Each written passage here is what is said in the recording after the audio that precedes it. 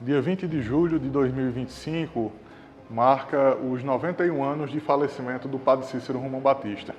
E nós viemos até o casarão da Rua São José, a casa-museu onde ele faleceu, para contar um pouquinho como foram as últimas horas, os últimos dias de vida do patriarca de Juazeiro. Em 1934, o Padre Cícero já contava 90 anos de idade. Uma idade admirável até os dias de hoje, imagine na década de 30, quando a expectativa de vida era bem menor. Só que os anos já lhe pesavam bastante sobre as costas. O Padre Cícero, já desde a década de 20, da metade da década de 20, já sofria bastante com uma catarata bastante severa. Em 1934 ele estava praticamente cego. Para além disso, problemas renais e uma doença degenerativa na estrutura óssea faziam com que o seu padecimento fosse ainda maior. Realmente, um homem praticamente centenário não teria como passar incólume a todos esses anos, né? E ele buscou, já naquela idade tão avançada, resolver alguns desses problemas que lhe acometiam e que lhe maltratavam tanto. Ele focou principalmente na questão da catarata. Em março de 1934, ele, após vender algumas de suas propriedades rurais para levantar o dinheiro, conseguiu trazer aqui para o casarão da Rua São José o afamado médico oftalmologista Isaac Salazar, que veio lá do Recife. Dr. Isaac operou a catarata do Padre Cícero, mas infelizmente um dos olhos já estavam perdidos. E somente um deles voltou a ter visão parcial.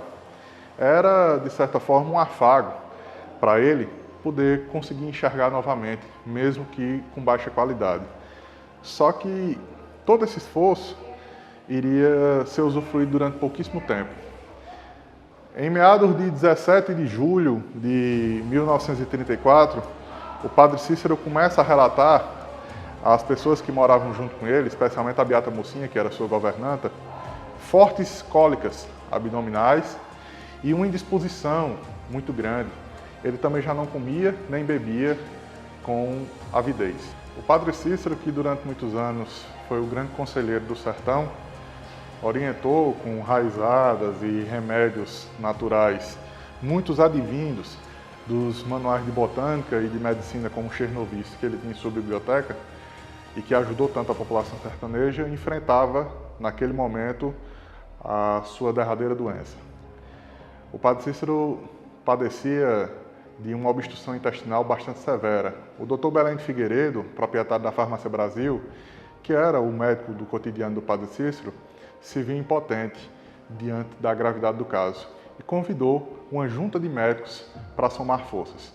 Veio o muito afamado e competente Dr. Mozart Cardoso de Alencar, que viria a ser prefeito de Juazeiro na década de 70, mas também Dr. Pio Sampaio, lá de Barbalha, e Dr. Elísio de Figueiredo, proveniente do Crato.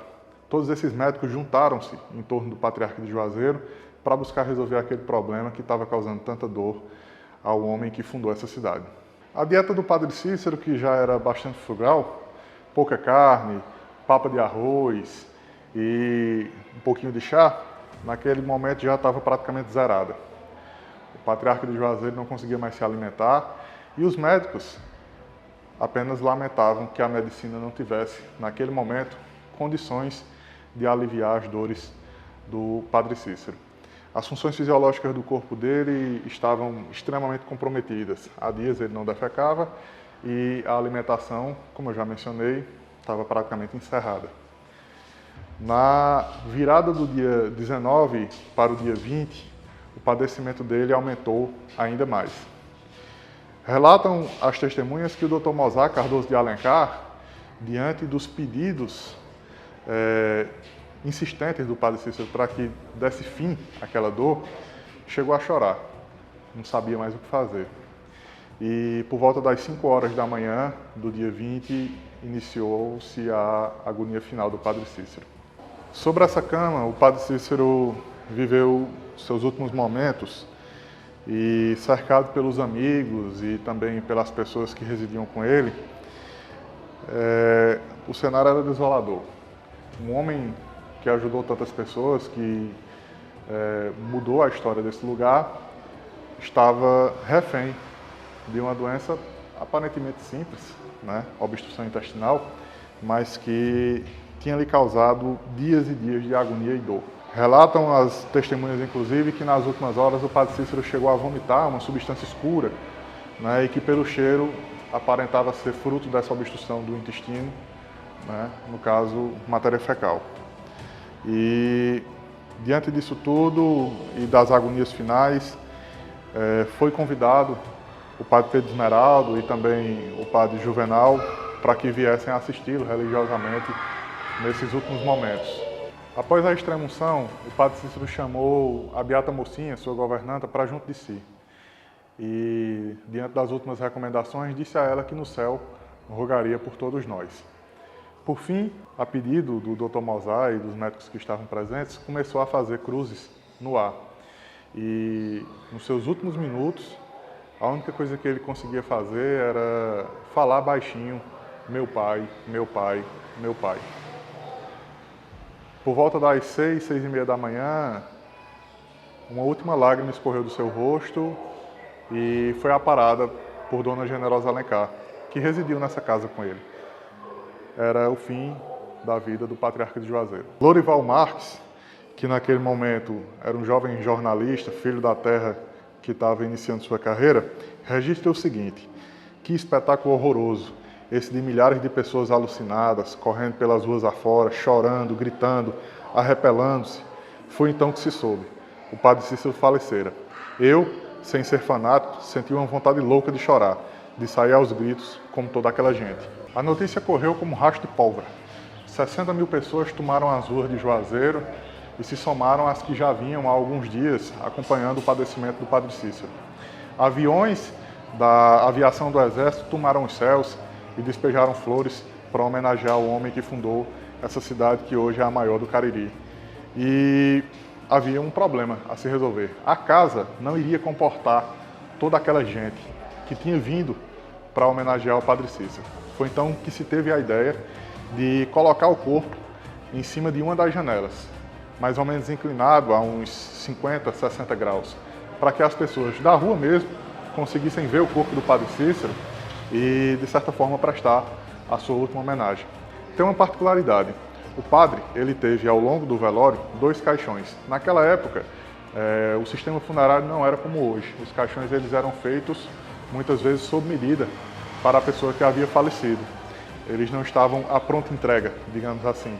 E foi o que aconteceu com o padre Cícero. O primeiro caixão não comportou o corpo dele.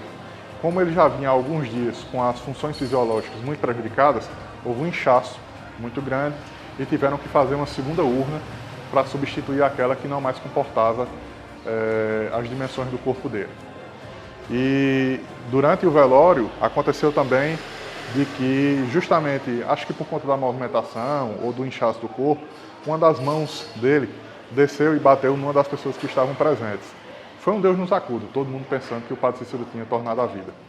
O fato é que a notícia era muito difícil de digerir. Acho que uma das mais fortes pancadas que a população de Juazeiro e da região toda tinham sofrido até aquele momento. Marcou toda uma geração. Foi justamente nessa janela que o corpo do padre Cícero ficou exposto ao público da Rua São José, que tinha vindo homenageá-lo pela última vez. Na manhã do dia 21, iniciaram-se os preparativos para fazer o translado do corpo daqui até a Igreja Matriz de Nossa Senhora das Dores, onde ocorreria a missa do corpo presente. O doutor Diniz conta que a multidão era tão grande que daqui da Rua São José até a Matriz, um trajeto de menos de 1 quilômetro, foi quase 1 hora, o corpo passando de mão em mão até chegar nas portas do templo. Por volta das 10 horas da manhã, o corpo do padre Cícero foi sepultado no interior da Capela de Nossa Senhora do Perpétuo Socorro, onde descansa até hoje. Para a nação rumeira, ele não morreu, apenas mudou de casa. E, de certa forma, a gente pode entender muita lógica por trás disso, haja vista que a cidade continuou sob suas bênçãos e cresce cada dia mais. E agora, no ano de 2025, nós temos a feliz notícia de vê-lo reconciliado, uma situação que ele não pôde viver em vida, reconciliado com a Igreja e também servo de Deus, reconhecido também pela Igreja Apostólica Romana. Padre Cícero é, sem sombra de dúvidas, uma das figuras mais importantes da história do Brasil. E aqui na Rua São José vocês conseguem ver de pertinho a cama em que ele faleceu, objetos pessoais, enfim, é um dos principais museus da cidade. Espero que esse relato das últimas horas do Padre Cícero venha esclarecer muitas dúvidas que as pessoas têm a respeito da causa-morte e de tudo que ele passou.